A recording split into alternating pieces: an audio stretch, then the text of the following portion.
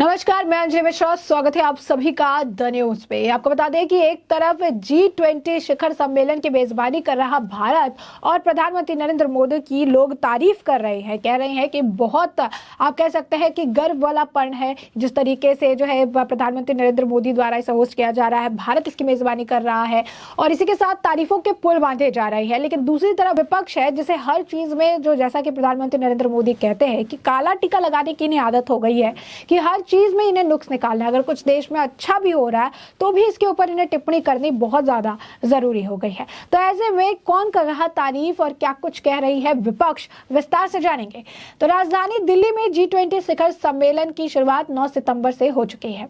आज G20 शिखर सम्मेलन का दूसरा दिन था। पीएम मोदी ने G20 के पहले दिन सभी वैश्विक नेताओं का भारत की धरती पर स्वागत किया था। पीएम मोदी ने अपने संबोधन में कहा कि भारत दुनिया से वैश्विक विश्वास की कमी को विश्वास और निर्भरता में बदलने का आह्वान करता है। यह हम सभी के लिए एक साथ आगे बढ़ने का समय है। तो वहीं फ्रांस के राष्ट्रपति इमैनुअल मैक्रों ने कहा कि भारत और फ्रांस के बीच एक मजबूत द्विपक्षीय जो है साझेदारी है।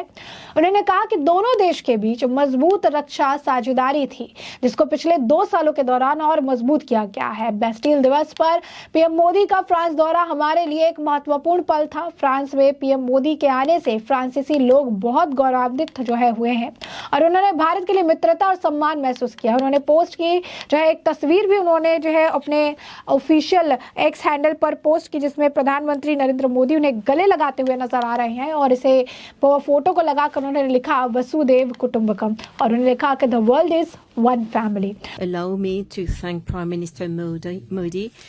Faithful to its principles, India did its utmost for its presidency of the G20 to serve unity and peace, send across a message of unity while Russia is still waging its war of aggression in Ukraine. Allow me to thank Prime Minister Modi.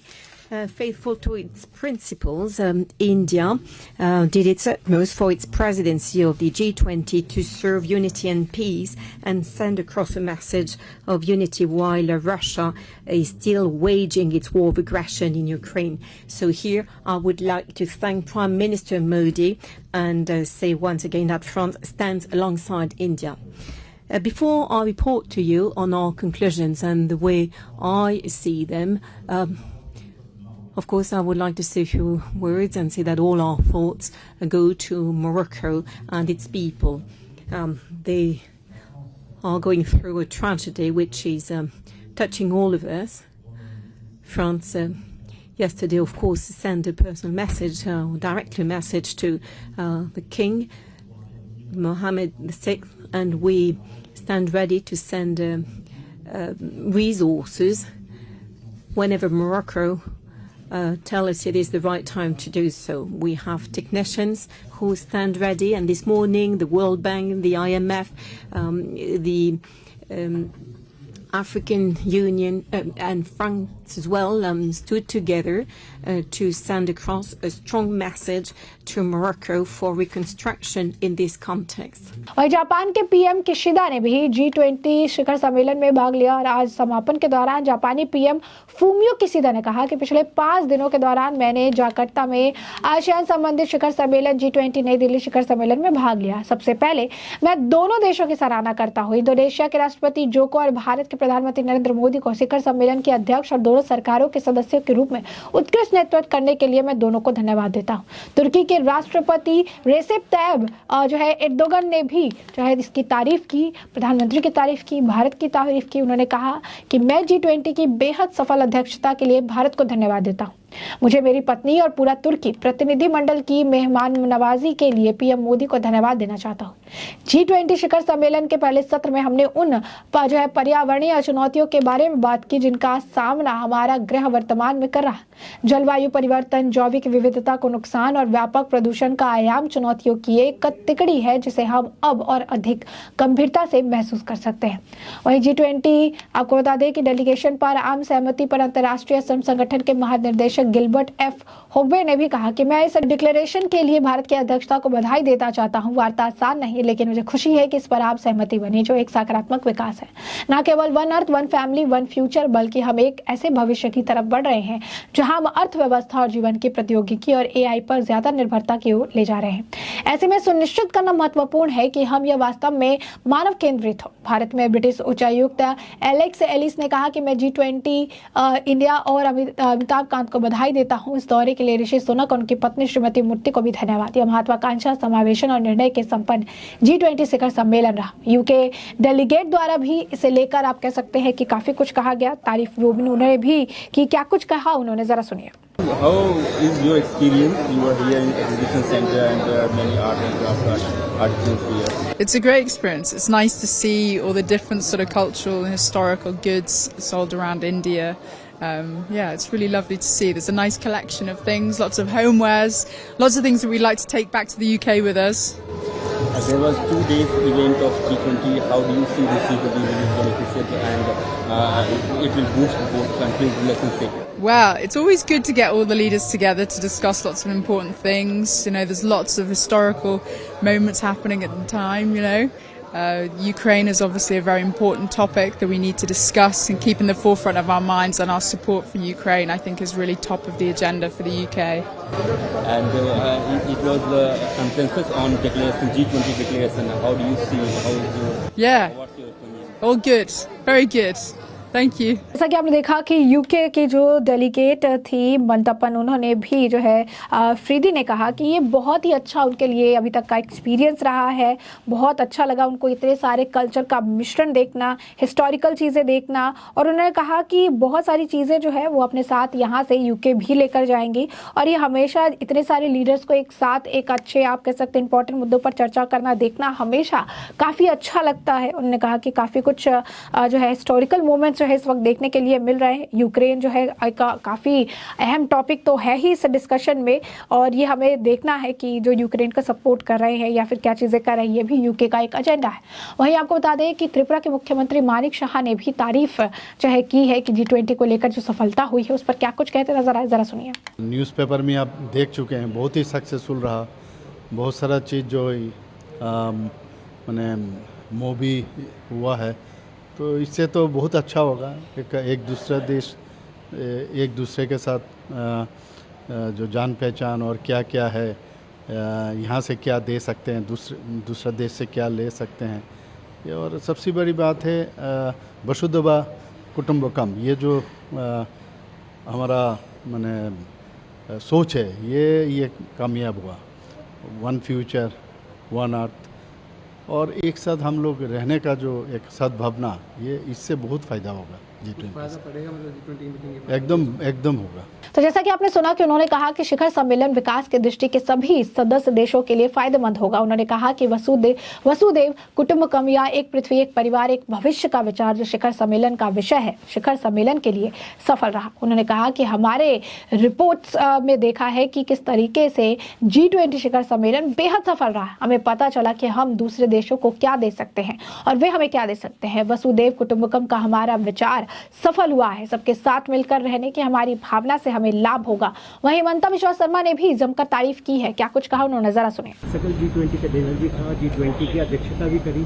Rishi Sunak ने अपने आप को देश हिंदू भी गर्वित था। क्या कहना चाहेंगे सर?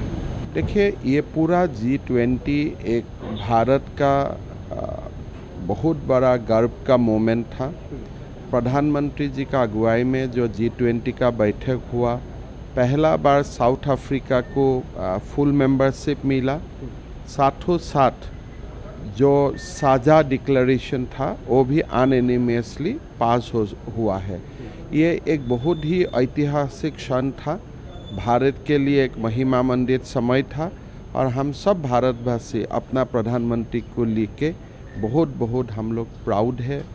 और लगता है कि भारत को जो विश्व में जो एक बहुत बड़ा मोमेंट दिया, बहुत बड़ा स्थान दिया, इसीलिए इतिहास हमेशा नरेंद्र मोदी जी को स्मरण करेगा। तो जैसे कि आप देख सकते हैं, चाहे हिमंता बिश्वा शर्मा हो या फिर आप कहिए कि बीजेपी के कई और नेता हो या फिर जो लोग भी बाहर से आए हैं, बाहर के आप कहिए कि राष्ट्रीय अध्यक्ष है या फिर उनके आप कह सकते हैं साथ आए हुए लोग हैं, सभी ने इसकी काफी तारीफ की है जिस तरीके से भारत द्वारा इस G20 आप कह सकते हैं कि पूरे समिट का, इस पूरे सम्मेलन की मेजबानी की गई है। लेकिन दूसरी तरफ विपक्ष है जो इस मामले में भी गलतियां निकालने से बाज नहीं आ रहा है। दूसरी तरफ राजद नेता मनोज झा जैसे लोग हैं जो ये कहते नजर आए कि G20 शिखर सम्मेलन देश का आयोजन होना चाहिए था, कर्फ्यू के माहौल में G20 का आयोजन किया गया है।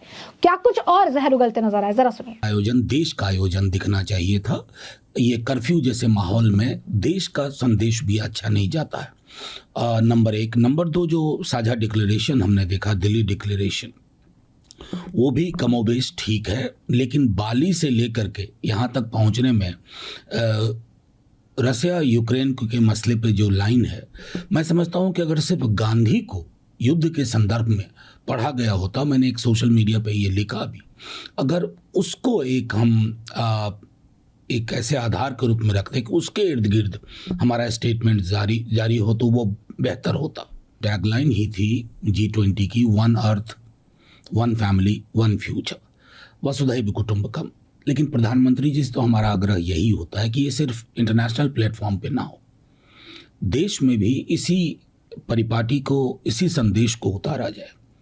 देश में अगर कुटुंबों के बीच में शांति और सौहार्द का माहौल नहीं है, न्याय का माहौल नहीं है, तो ये हमारे लिए चिंता का विषय है।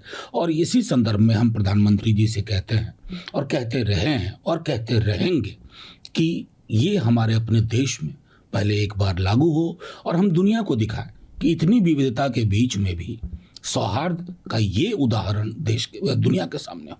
तो जैसा कि आपने सुना, उन्होंने कहा कि आयोजन सही रहा, लेकिन जिस तरह इसका आयोजन किया गया इसके लिए हमारी आपत्ति थी। यह देश का आयोजन होना चाहिए था। उन्होंने कहा कि देश को, कुटुंब को के बीच शांति नहीं होगी तो देश में लोकतंत्र कैसे फलेगा फूलेगा। उन्होंने कहा कि जब देश कोई आयोजन करता है तो हम उसमें सफलता की कामना करते हैं। मनोज झा ने कहा किसी भी आयोजन में खाना क्या मिला, प्लेट सोने की थी या चांदी की, इससे फर्क नहीं पड़ता। राज्यसभा के विपक्ष के उपनेता प्रमोद तिवारी भी इसमें आप कह सकते हैं G20 के साथ एक तरफ अच्छाई भी कही तो दूसरी तरफ इसमें अड़ंगा भी लगा दिया। जैसा कि प्रधानमंत्री नरेंद्र मोदी कहते हैं, काला टीका लगाने का विपक्ष का काम ही है। तो उन्होंने नई दिल्ली में हो रहे G20 सम्मेलन को लेकर विश्व व्यापार में देश की हिस्सेदारी बढ़ाए जाने पर जोर दिया। G20 सम्मेलन की सफलता की आशा करते हुए उन्होंने भरोसा जताया कि सम्मेलन के निर्णय देश और विश्व के हित में होंगे। और क्या कुछ जो है वो कह रहे थे, जरा सुनिए। अच्छी की बात है कि दिल्ली में जो सम्मेलन हुआ G20 का, उसमें उपस्थित के मामले में चीन का ना आना, रूस का ना आना और कुछ ऐसे देश हैं जिनके राष्ट्राध्यक्ष नहीं आए, वो निश्चित रूप से हमारी असमर्थता थी। हम चाहते हैं कि ये G20 सम्मेलन का जो प्रस्ताव है इस पर अमल हो। अब आज के बाद तो ब्राज़ील को सौंप दी जाएगी, अब ब्राज़ील अध्यक्षता करेगा, इसमें कोई चुनाव नहीं होता। जो उसकी अपने यहाँ होस्ट करता है वही उसका अध्यक्ष होता है। तो अब ब्राज़ील का अध्यक्ष है। पर मैं दिल्ली में जो कुछ हुआ उसमें कुछ बातों को छोड़ दिया जाए तो मैं शुभकामनाएं देता हूं कि सम्मेलन अपने उद्देश्यों को पूरा करे। ये है ही है आर्थिक रूप से क्या दुनिया में हो रहा है, कैसे हम आपस में मिलकर एक दूसरे की मदद कर सकते हैं, कैसे जो विकसित देश कम हैं उनको हम विकसित कर सकते हैं, यही इसका उद्देश्य होता है। मैं बहुत साफ कर दूं कि G20 सम्मेलन की स्थापना जो हुई थी, अब इसमें कमियां ढूंढी जाएं तो बहुत मिल जाएंगी, पर हम कहते हैं कि प्रस्ताव है जो हुआ है हम उसका स्वागत करते हैं। तो जैसा कि आपने सुना, उन्होंने कहा कि खुशी की बात है कि G20 शिखर सम्मेलन देश में हुआ, लेकिन चीन और रूस की राष्ट्रपति का न आना निश्चित रूप से हमारी असमर्थता है। यानी जैसा कि हमने आपको कहा कि उन्हें हर चीज में आपत्ति है, कोई भी चीज अगर अच्छी हो रही है तो उसे वो मान ही नहीं सकते। हर चीज में अड़ंगा लगाना जो है इनका काम है और हर चीज में अड़ंगा लगाकर उसके खिलाफ बोलना ही विपक्ष की आप कह सकते हैं कि इस वक्त प्रवृत्ति बन चुकी है। और अच्छे काम में भी यूं कहिए कि हमेशा से जो है सवाल खड़े करते रहते हैं और यही यहाँ पर भी देखने के लिए मिल रहा है। तो ऐसे में हमने आपको जो ये पूरा मामला है ये बड़े विस्तार से बताया है कि पूरा मामला क्या है। और अब इस पूरे मामले पर आपकी भी जो राय हो हमें कमेंट सेक्शन में कमेंट करके जरूर साझा करिएगा। धन्यवाद।